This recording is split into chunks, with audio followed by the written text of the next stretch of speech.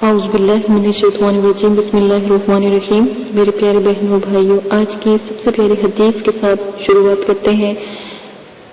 ذخیرہ اندوزی حضرت عبداللہ بن عمر رضی اللہ عنہ سے روایت ہے کہ رسول کریم صلی اللہ علیہ وسلم نے ارشاد فرمایا، جو شخص 40 دن تک غلہ روک کر رکھتا ہے، یعنی اپنا مال یا اپنا اناج روک کر رکھتا ہے اور اس کے مہنگے ہونے کا انتظار کرتا ہے، وہ اللہ تعالیٰ کے ذمے سے بری ہے، یعنی اللہ پاک اس چیز کو برا سمجھتے ہیں اور اللہ تعالیٰ اس سے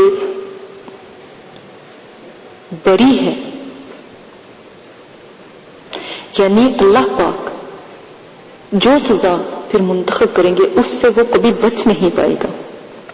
اسی لیے کہ کوشش کریں کہ جتنا بھی آپ کا غلہ ہے، یعنی آپ اس کو بیچیں اور اللہ کا شکر ادا کریں، بلکہ یہ انتظار کرتے رہیں کہ کب مہنگا ہوگا اور کب ہم بیچیں گے۔ آ جائیں وظیفے کی طرف۔ حدیث مبارکہ آپ کو اس لیے سنائی جا رہی ہیں تاکہ آپ سے کہیں پر بھی کوئی غلطی نہ ہو، ٹھیک ہے؟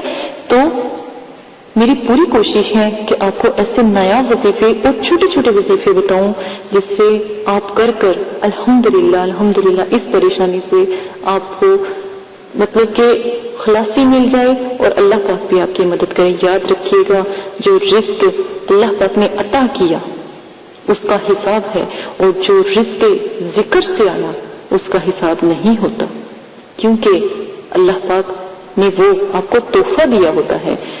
آج جو میں آپ کو ایک وظیفہ بتاؤں گی وہ آپ ضرور کیے گا۔ وظیفہ کرنے پر اللہ تعالیٰ رزق کی بارش کرتے ہیں۔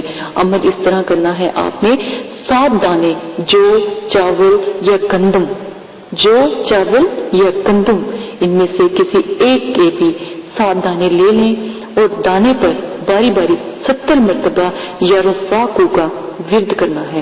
پھر ان دانوں کو محفوظ کر کے الماری میں یا کسی محفوظ مقام پر رکھ دیں اور کوشش کریں کہ سبز رنگ کے کپڑے کے اندر ہوں، ریشم کا سبز کپڑا لیں، اس کے اندر رکھیں۔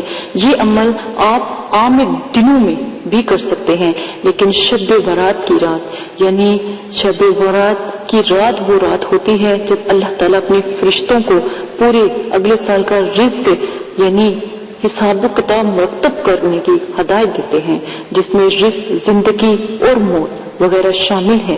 آپ شب برات کی رات یہ عمل کر لیں، انشاءاللہ رحمت رب کی پورا سال رزق کی بارش ہوگی اور آپ پورا سال خوشی سے گزاریں گے، تنگی سے بچے رہیں گے۔ یہ ایک چھوٹا سا عمل ہے، کر کے دیکھیے گا، اپنی اس بہن کو یاد رکھیے گا۔ اگر اب تک آپ نے ہمارا چینل سبسکرائب نہیں کیا تو ہمارا چینل سبسکرائب کر لیں۔ اجازت دیں، اپنا خیال رکھیے گا، اللہ حافظ۔